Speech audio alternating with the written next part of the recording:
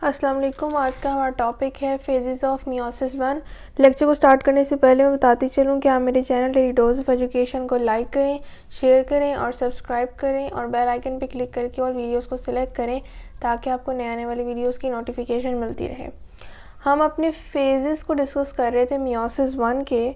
अभी तक हमने प्रोफेज़ वन कवर कर लिया था, जिसमें हमने देखा था कि सबसे ज़्यादा लेंथी फेज़ हमारे पास मियोसिस वन में जो है वो प्रोफेज़ वन है, इसीलिए हमने उसको एक सिंगल लेक्चर में कवर अप किया था। अब तक जो हमने सिचुएशन देखी थी प्रोफेज़ वन में, उसको हम देख लेते हैं ताकि हमें मियोसिस वन के जो आने वाले नेक्स्ट फेजेस हैं प्रोफेज़ वन के बाद उनको हम अंडरस्टैंड कर सकें। अभी तक हमने ये डिस्कस किया था कि हमारे पास जो न्यूक्लियर मेम्ब्रेन है वो डीऑर्गेनाइज होने लग जाती है। ये हमारे पास न्यूक्लियर मेम्ब्रेन है। न्यूक्लियस का साइज़ इंक्रीज़ हो जाता है और उसमें जो न्यूक्लियर मटेरियल होता है एक फ्रॉम मेल एंड एक हमारे पास होता है फ्रॉम फीमेल, जो रेप्लिकेट हो चुके होते हैं इंटरफेस में मियोसिस की एस फेज़ में। ये हमने सिचुएशन क्रिएट की थी। ये हमारे पास एक टेट्राड, ये जिसे हम बाइवेलेंट कहते हैं, ये बन जाता है 4 सिस्टर क्रोमेटिड्स का, जो कि आपस में हमारे पास होमोलोगस क्रोमोसोम हैं जो कि एक पॉइंट पर अटैच थे लेकिन सेपरेट हो चुके थे डाइकाइनेसिस पर कम्प्लीटली। इसके बाद हमारे पास न्यूक्लियर मेम्ब्रेन जो है वो डिसअपेयर होना शुरू हो गई थी, न्यूक्लियोलस भी डिसअपेयर हो गया था और हमारे पास ये सिचुएशन बन गई थी। अब हम देखते हैं प्रोफेज़ वन के बाद हमारे पास जो मेटाफेज़ है, मेटाफेज़ वन, उसमें क्या होता है। हम इसी डायग्राम के थ्रू इसको देखेंगे कि मियोसिस मेटाफेज़ वन में न्यूक्लियर मेम्ब्रेन पूरी तरह से इस फेज़ की बिगिनिंग में ही डिसअपियर हो जाती है, जो कि शुरू होती है प्रोफेज़ वन के एंड पर डिसअपियर होना, जो कि मेटाफेज़ वन की बिगिनिंग तक बिल्कुल डिसऑर्गेनाइज हो जाती है। स्पिंडल फाइबर्स ओरिजिनेट करते हैं और हमारे पास काइनेटोकोर फाइबर जो हैं वो होमोलोगस क्रोमोसोम के काइनेटोकोर के साथ अटैच हो जाते हैं। अगर हम इस सिचुएशन को अब देखें तो अब मेटाफेज़ वन की अगर हम सिचुएशन यहाँ क्रिएट करना चाहें तो हमारे पास जो स्पिंडल थे ऑपोजिट पोल्स पर प्रेजेंट, उन्होंने सेंट्रियोल्स की अगर हम बात करें तो वहाँ से स्पिंडल्स ओरिजिनेट होते हैं और जो काइनेटोकोर स्पिंडल्स हैं वो काइनेटोकोर के साथ जाके अटैच हो जाते हैं और हमारे पास होमोलोगस क्रोमोसोम्स जो हैं वो स्पिंडल फाइबर्स एक पोल से जो है वो रिसीव करते हैं। यहाँ पर आपने देखा होगा कि माइटोसिस के मेटाफेज़ में हमारे पास ये क्रोमोसोम था जो कि एक सेंट्रोसोम के साथ अटैच था। अब यहाँ पर हमारे पास ये जो प्राइमरी कंस्ट्रिक्शन एरिया है जिसे हम काइनेटोकोर कहते हैं, इस पर हमारे पास एक इस साइड से और एक इस साइड से जो है वो स्पिंडल फाइबर रिसीव कर रहे थे। ये 2 सिस्टर क्रोमेटिड्स थे जो कि एक स्पिंडल फाइबर जो है वो ईच पोल से रिसीव कर रहे थे, जबकि यहाँ पर हमारे पास 4 क्रोमेटिड्स हैं जो कि एक स्पिंडल फाइबर जो है वो इस पोल से और एक स्पिंडल फाइबर इससे रिसीव कर रहे हैं। क्योंकि ये होमोलोगस क्रोमोसोम है, 4 सिस्टर क्रोमेटिड्स का जो है वो पेयर है, जबकि ये हमारे पास सिंगल क्रोमोसोम था जो कि रेप्लिकेट हुआ था। जब हमारे पास ये ओरिजिनेट होते हैं पोलर माइक्रोट्यूब्यूल्स जो इंटरडिजिटेट कर जाते हैं और काइनेटोकोर माइक्रोट्यूब्यूल्स जो कि एक सीक्वेंस के साथ इनको at the centre of the cell यहाँ पर इनको अलाइन कर देते हैं और इस तरह से ये एक सेंट्रल इक्वेटोरियल प्लेट बना लेते हैं। ये हमारे पास मेटाफेज़ वन कवर अप हो गया। अगर हम मेटाफेज़ टू की बात करें, सॉरी एनाफेज़ टू की,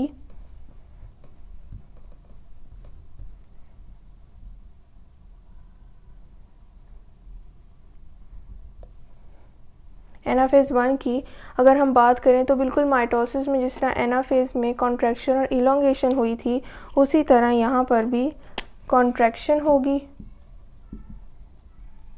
और साथ ही इलोंगेशन होगी अब कंट्रैक्शन कौन कर रहा है, इलोंगेशन कौन कर रहा है, तो हमारे पास जो कंट्रैक्शन है ये काइनेटोकोर फाइबर्स करेंगे।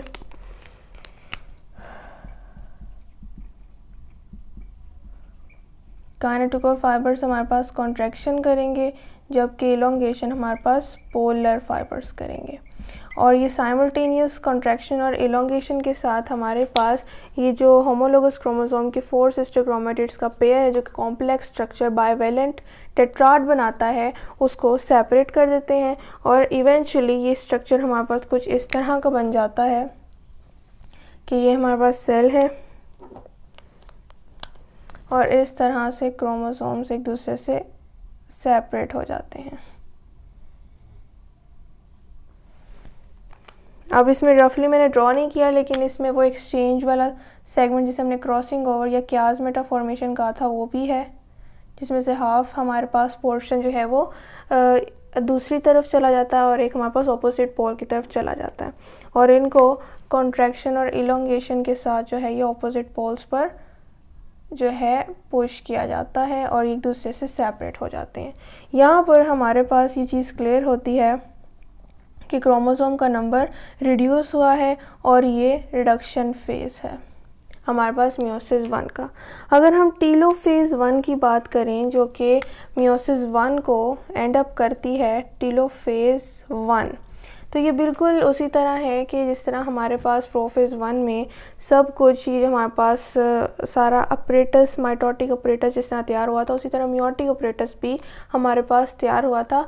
वो जो डिसऑर्गेनाइज हो जाएगा और हमारे पास nuclear material, nuclear content, nuclear envelope और न्यूक्लियोलस दोबारा से रीअपीयर हो जाएगा। बिल्कुल वो वाली सिचुएशन होगी, यानी कि टीलोफेज़ 1 ऑपोजिट है फ्रॉम प्रोफेज़ 1। यहाँ पर वो सारी चीज़ें रीअपीयर हो जाएंगी और हमारे पास ये जो न्यूक्लियर मटेरियल है ऑफ 2 सिस्टर क्रोमेटिड्स, ये जो अब सेपरेट हुए हैं, एक इंडिविजुअल क्रोमोसोम जिसके पास 2 सिस्टर क्रोमेटिड्स हैं, ये अब सेपरेट हुए हैं यहाँ पर। जबकि माइटोसिस में हमारे पास एक सिंगल सिस्टर क्रोमेटिड सेपरेट होती थी और हमारे पास ऑपोजिट पोल्स की तरफ जाती थी।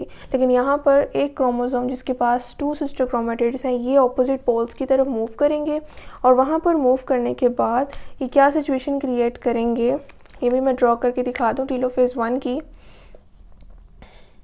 कि अब इसी तरह का स्ट्रक्चर होगा और यहाँ पर अब ऑपोजिट साइड पर क्रोमोसोम मूव कर जाएंगे और जैसे ये मूव करेंगे यहाँ पर न्यूक्लियोलाई भी ऑपोजिट साइड पर बनना शुरू हो जाएगा।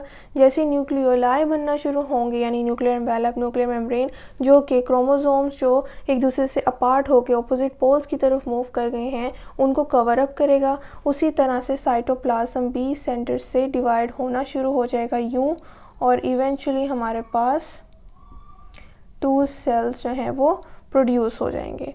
और अगर हम इनकी भी आगे की स्टेप को देखें तो वो हमारे पास ये है, ये हमारे पास 2 सेल्स हमारे पास आ गए हैं जिसमें हाफ नंबर ऑफ क्रोमोसोम्स क्या है।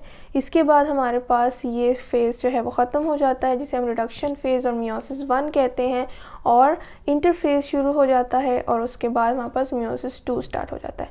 मियोसिस 2 जस्ट लाइक हमारे पास माइटोसिस जैसा ही है, उसको हम इंशाल्लाह कल कवर अप करेंगे। और हमारे पास मियोसिस 1 के ख़त्म होने के बाद जो प्रोडक्ट आई थी वो 2 सेल्स थे with half number of chromosomes, ये हमारे पास आ गए हैं।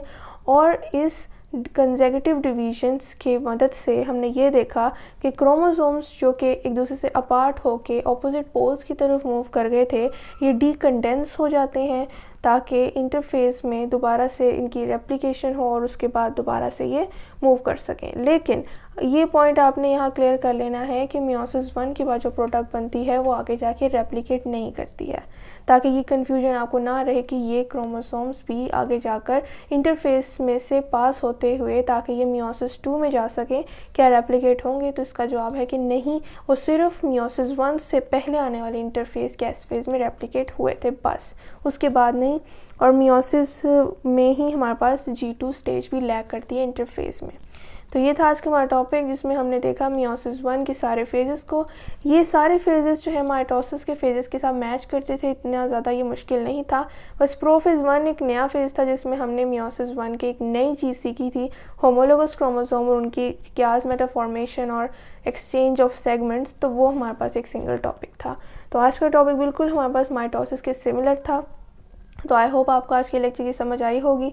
अगर कोई क्वेश्चन हो तो आप कमेंट में ज़रूर पूछिए। मैं फिर बताती चलूँ कि आप मेरे channel daily dose of education को लाइक करें, शेयर करें और सब्सक्राइब करें और बेल आइकन पर क्लिक करके ऑल वीडियोज़ को सिलेक्ट करें ताकि आपको नए आने वाली वीडियोज़ की नोटिफिकेशन मिलती रहे। शुक्रिया। अल्लाह हाफ़िज़।